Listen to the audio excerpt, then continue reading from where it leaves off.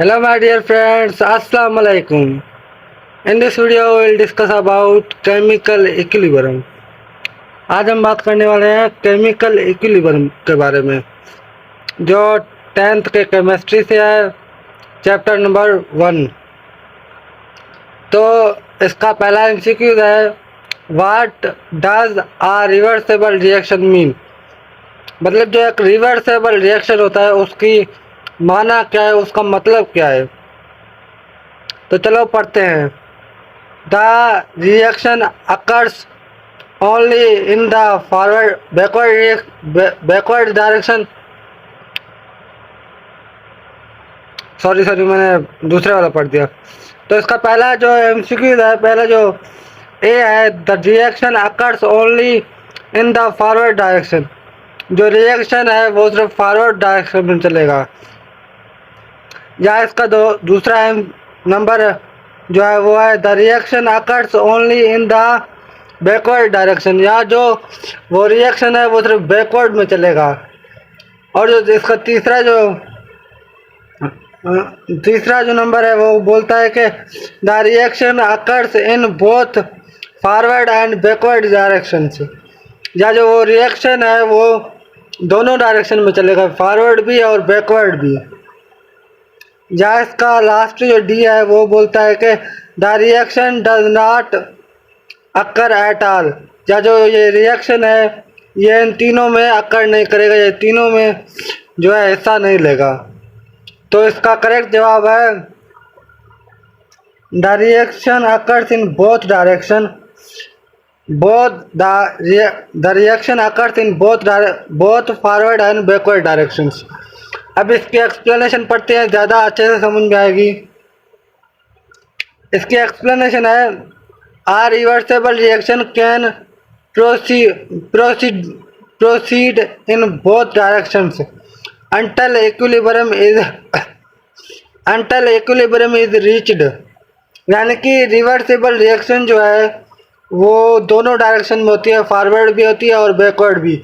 और ये तब तक चलती है जब तक इक्विलिब्रियम हमारा एस्टेब्लिश ना हो जाए, इक्विलिब्रियम हमें मिल ना जाए, इक्विलिब्रियम पे वो स्टेट आ ना जाए। ठीक है। अब ये जो हमारा दूसरा एमसीक्यू है, दूसरा एमसीक्यू ये बोलता है कि एट इक्विलिब्रियम, मतलब कि जब इक्विलिब्रियम एस्टेब्लिश हो जाता है तो क्या हो जाता है। तो नंबर ए पे आता है, products are formed but reactants are not. मतलब कि जब इक्विलिब्रियम बन जाता है तो रिएक्टेंट से प्रोडक्ट बन जाते हैं और वो प्रोडक्ट से रिएक्टेंट फिर नहीं बनते। इसका मतलब नंबर ए का मतलब होता है ये। और जो बी नंबर होता है, the rate of forward and backward reactions are equal. यहाँ जो रेट ऑफ फॉरवर्ड रिएक्शन है और रेट ऑफ बैकवर्ड रिएक्शन है, यानी कि जो फॉरवर्ड रिएक्शन जिस स्पीड से चल रहा है उतनी स्पीड से बैकवर्ड रिएक्शन चल रहा है वो इक्वल हो। जहाँ नंबर तीसरा बोल रहा है, the forward reaction stops completely. यानी कि जब रिएक्टेंट से प्रोडक्ट बन जाएंगे तो रिएक्शन स्टॉप हो जाएगा। या जो the backward reaction stops completely, या जो प्रोडक्ट से रिएक्टेंट जो बन जाएंगे तो जो रिएक्शन होगा वो स्टॉप हो जाएगा। तो इसका सही आंसर होगा the rate of forward and backward reactions are equal. जब भी इक्विलिब्रियम हमें मिल जाएगा तो फॉरवर्ड और बैकवर्ड जो रिएक्शन होंगे वो उसकी स्पीड सेम हो जाएगी। ठीक है। अब इसकी एक्सप्लेनेशन पढ़ते हैं, ज़्यादा अच्छे से हम लोगों को समझ में आएगी। At equilibrium the dynamic balance means both. अब जो at equilibrium the dynamic balance, अब जो डायनामिक बैलेंस जो वर्ड लिखा हुआ है, अब इसके मतलब बता रहा है, means both reactions continue but at equal rates. जो बैलेंस रिएक्शन डायनामिक बैलेंस है उसका मतलब होता है जो रिएक्शन होगा वो कंटिन्यू होगा इक्वल रेट पे, यानी कि उनकी स्पीड सेम होगी, वो भी इक्विलिब्रियम पर। तो चलो हम तीसरी एमसीक्यू की तरफ बढ़ते हैं। अब तीसरे एमसीक्यू में हमें एक रिएक्शन दिया हुआ है, चलो इसको पढ़ते हैं। For the reaction A plus B reversible reaction C plus D. The equilibrium constant Kc is. जब भी वर्ड इक्विलिब्रियम कांस्टेंट आ जाए तो समझ लेना कि कैसी की बात हो रही है, ठीक है। अब ये हमें एक रिएक्शन दिया हुआ है A plus B reversible C plus D. अब ये एक रिएक्शन दिया हुआ है तो ये बोल रहा है इक्विलिब्रियम कांस्टेंट पे इसकी वैल्यू लिखें, यानी कि इक्विलिब्रियम कांस्टेंट पे अगर इसको लिखेंगे तो कैसे लिखेंगे।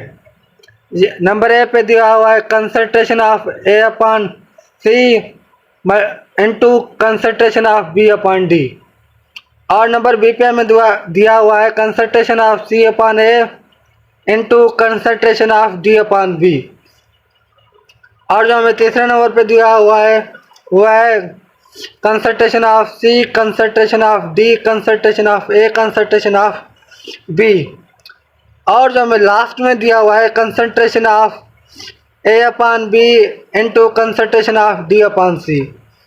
अगर आप लोगों को याद होगा तो कैसी की वैल्यू जो है वो है हम कैसे मालूम करते हैं।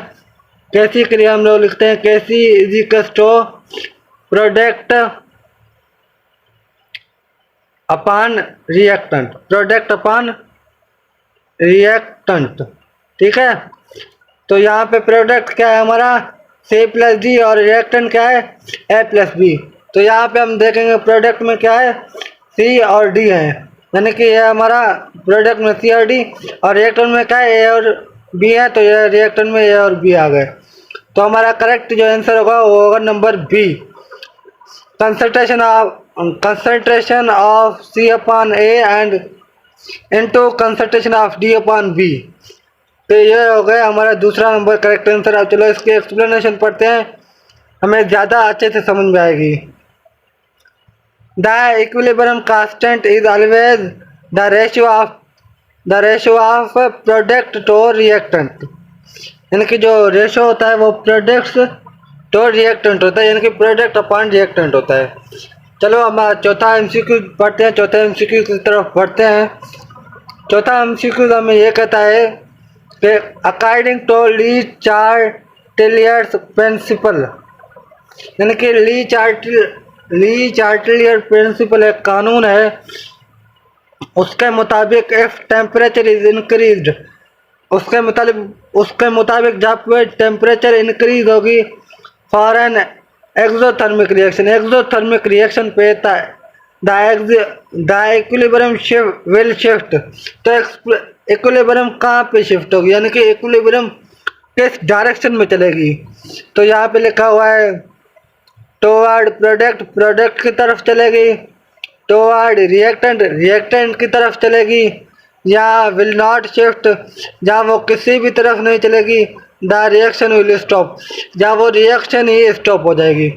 तो इसका जवाब होगा टुवर्ड रिएक्टेंट्स। चलो इसकी एक्सप्लेनेशन पढ़ते हैं, हम लोगों को अच्छे से समझ में आ जाएगा। इन एक्सोथर्मिक रिएक्शन, अब जो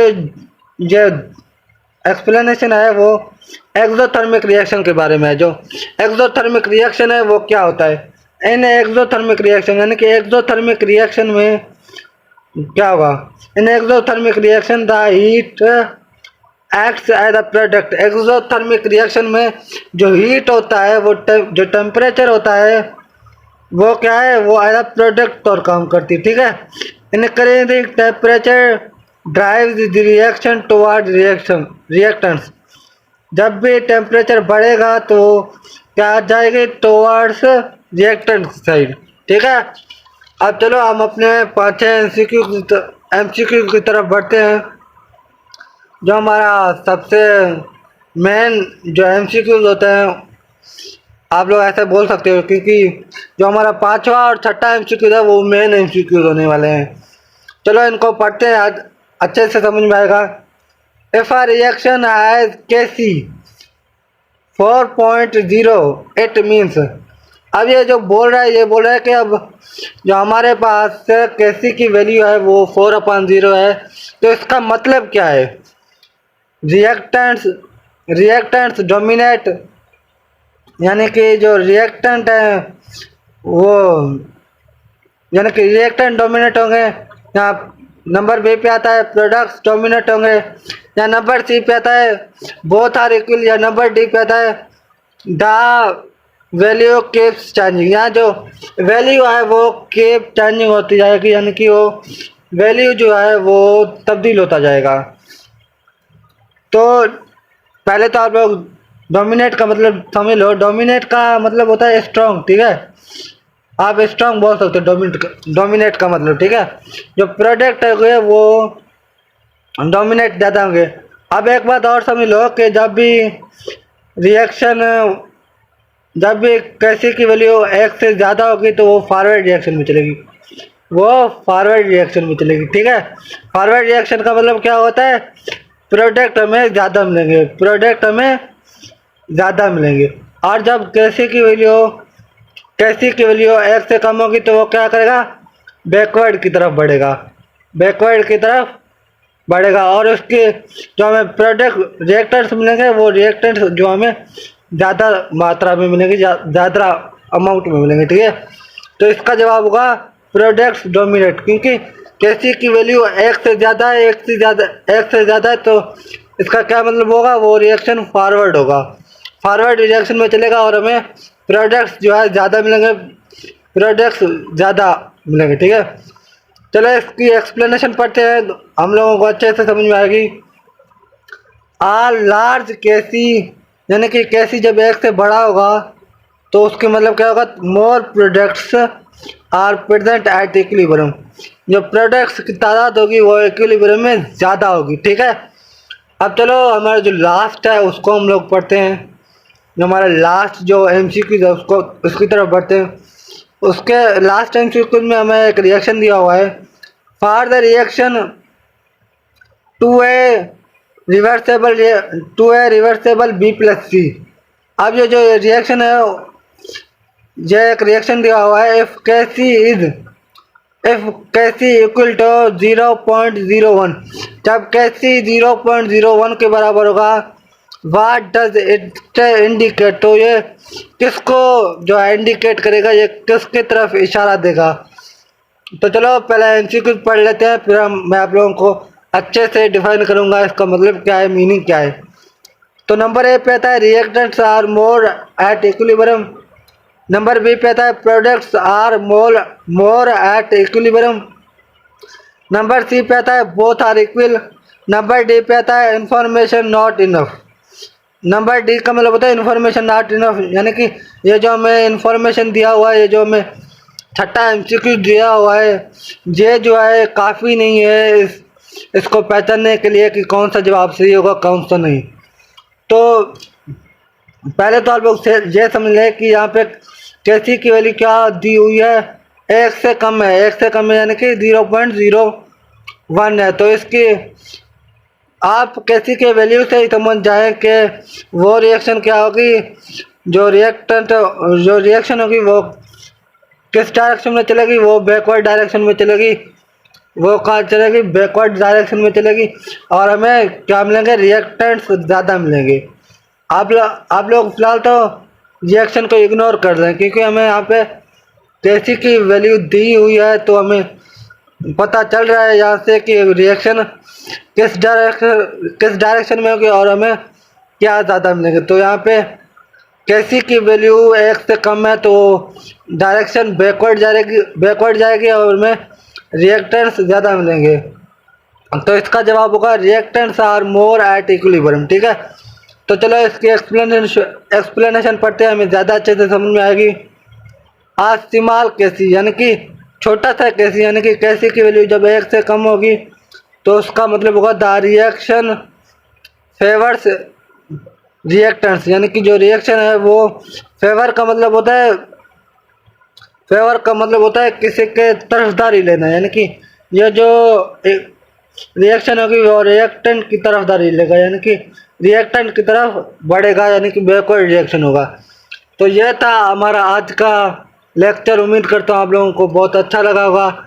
और एक बात और कि मैं 2-3 दिनों से वीडियो नहीं बना रहा था, तो वो मैं बिज़ी था और आप लोगों के लिए प्रिपरेशन कर रहा था कि आप लोगों को अच्छे से समझा सकूं। और ये जो मैंने ये वीडियो बनाई है, ये मेरा खुद का टेस्ट होने वाला है 2-3 दिनों में, तो मैं खुद भी प्रिपरेशन कर रहा हूँ और आप लोगों का भी प्रिपरेशन करवा रहा हूँ। मेरा 1-2 दिनों में टेस्ट है, 2 चैप्टरों का केमिस्ट्री, 2 चैप्टर्स होंगे। एक तो 10th का फर्स्ट वाला चैप्टर और दूसरा सेकंड वाला चैप्टर। इंशाल्लाह इन ये 2-3 दिनों में मैं आप लोगों को केमिस्ट्री फर्स्ट और सेकंड चैप्टर एक अच्छे से क्लियर करवाऊंगा और मैं खुद भी पढ़ूंगा। इंशाल्लाह मिलते हैं नेक्स्ट वीडियो में, तब तक के लिए शुक्रिया, धन्यवाद, बाय बाय। ठीक है, और मुझे अपने दुआओं में याद ज़रूर रखना।